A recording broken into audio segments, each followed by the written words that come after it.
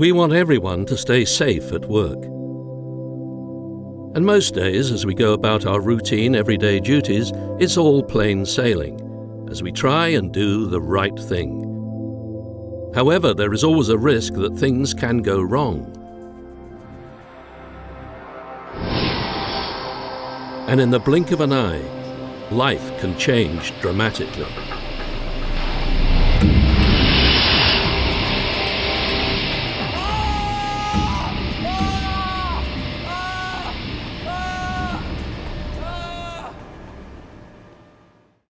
We all try to do everything we can to stay safe. We all try to take care of our equipment, ensuring that it is well maintained and operating safely.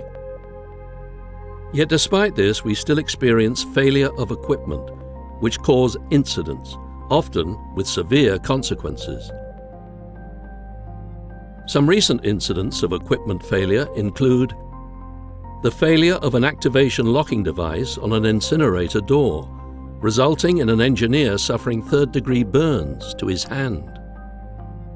And the tank valves and high-level alarm failed during fuel transfers from one tank to another, causing fuel oil to overflow and spill.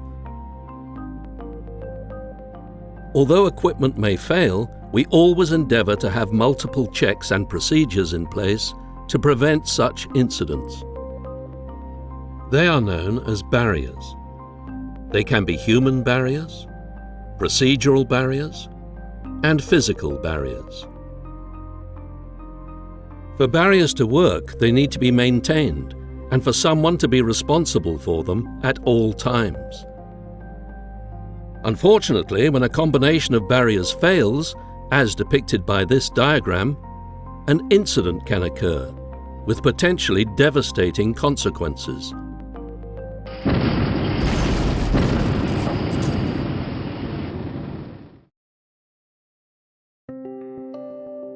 In the industry incident that follows, which has been recreated using vessel volunteer staff, we will look at the failed barriers that should have been in place and look at what caused them to fail, so that together we can ensure that an incident like this does not happen again.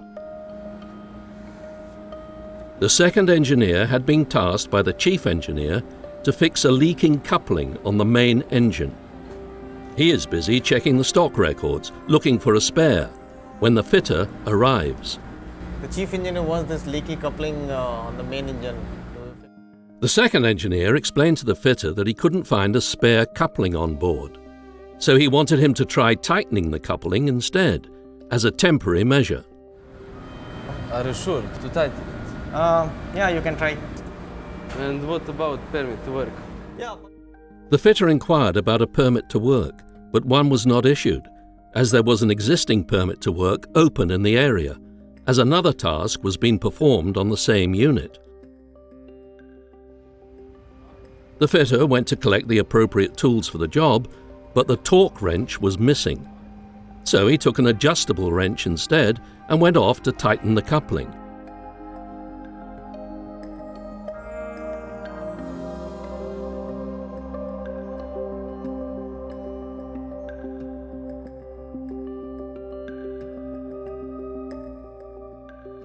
The fitter finished his work and left the engine room.